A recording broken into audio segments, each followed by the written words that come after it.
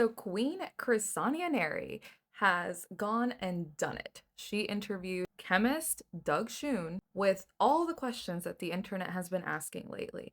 And all I want to say is I was right, I was right, I was right. if y'all haven't seen it, I'm not going to clip too much because I don't want to take any viewership from her. Seriously, please go watch the full video, especially before you come blabbing on my comment section. Like, again, y'all think I've just been pulling this out of thin air because I want to smear campaign brands when it's literally just chemistry.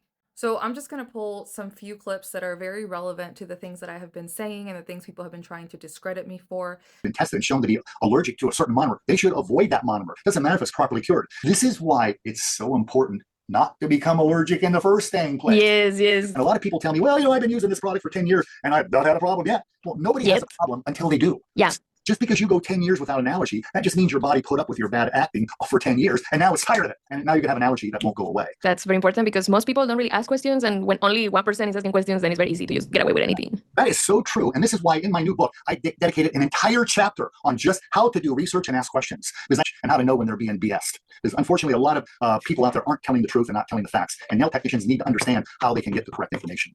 Yes, they need to start demanding brands to do it, because if we demand and if we don't buy until they show proof or care about it, then that's when they're gonna start caring, because as long as people keeps buying without demanding anything, they're not gonna. Well, the thing is that it's so easy to just white label products and sell it, and people just think there's no responsibility with it. And how do photo initiators influence undercuring? So the photo initiator is the key to everything. It's like the key to a car. It starts the whole process. So having too little photo initiator, you don't get enough polymerization.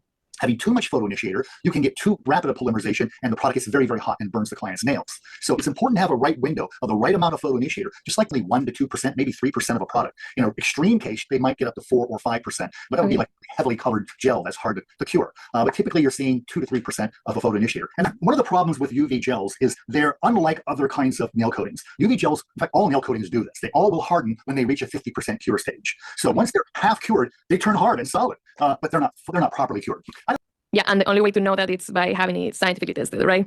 Well, if it's scientifically tested, and it should be, all gels should be tested to ensure they are properly curing. And then the manufacturer should be providing instructions to the nail technicians on how to achieve that proper cure. If the nail technician doesn't do that, they do their own thing, well, that's on them. But many manufacturers don't even bother telling nail technicians what they should do to get a proper cure. Wattages means nothing. Wattage is actually trickery. This is how manufacturers of lamps trick nail technicians into purchasing the wrong lamp.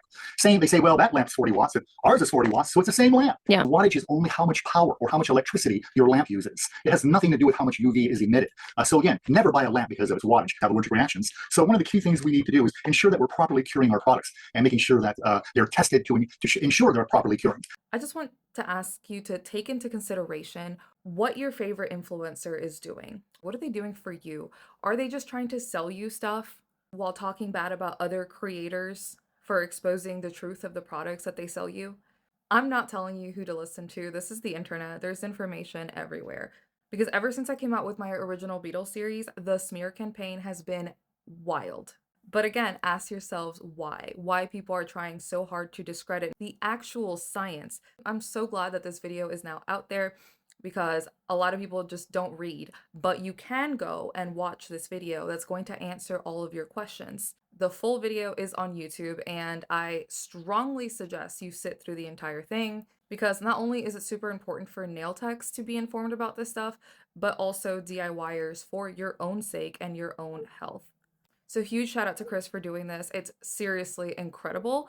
Also, Doug Shun is kind of an icon. I really want to see more videos from him.